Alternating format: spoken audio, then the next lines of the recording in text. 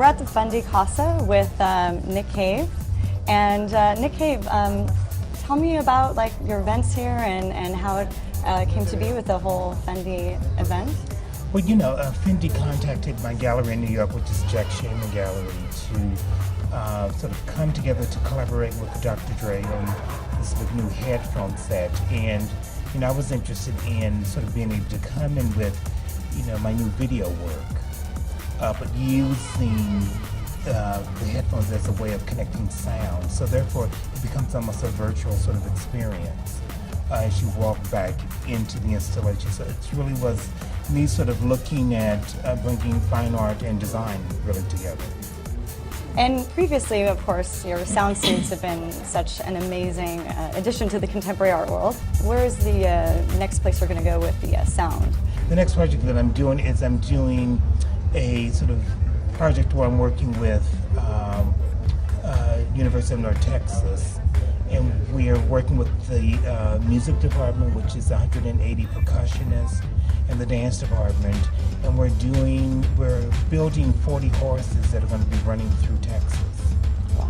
And so sound then becomes sort of created by working in this sort of three-dimensional sort of manner. So it's really going to be an on-site specific project that we hope to travel around the world, actually.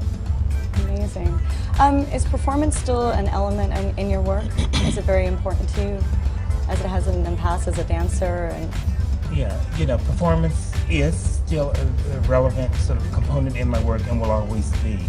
I like the work as a sculptural object, but I like to know and to sort of always have that component of curiosity that allows me to have the ability to navigate in these two different sort of mediums. So it's always, will always be a place for me to engage community, to engage this sort of movement component to the work that I think also provides another insight.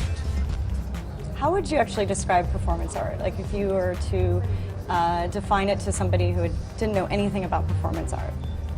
I think, you define performance art, I think I would sort of talk a little bit about it in terms of theater, in terms of dance.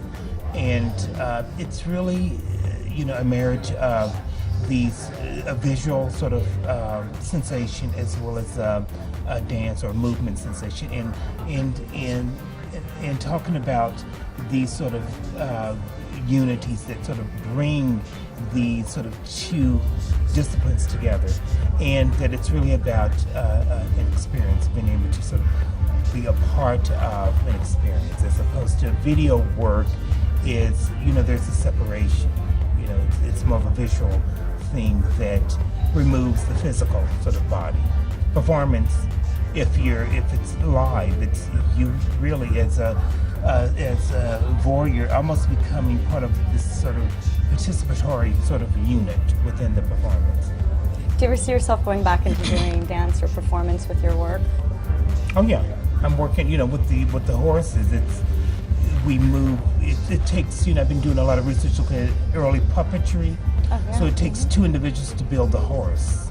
And so as they're running, it's a front end and a back end. And so at one part of the performance in Texas, the back end will pull away. So therefore it goes from, 30 horses to 60 individuals dancing in this sort of performance piece. So I'm always thinking about performance. Now I'm going to eventually move into where I may spend 3 to 5 years just doing performance-based work. That's amazing. Well, thank you. We don't want to take too much of your time, and we really appreciate your interview. Thank you so much.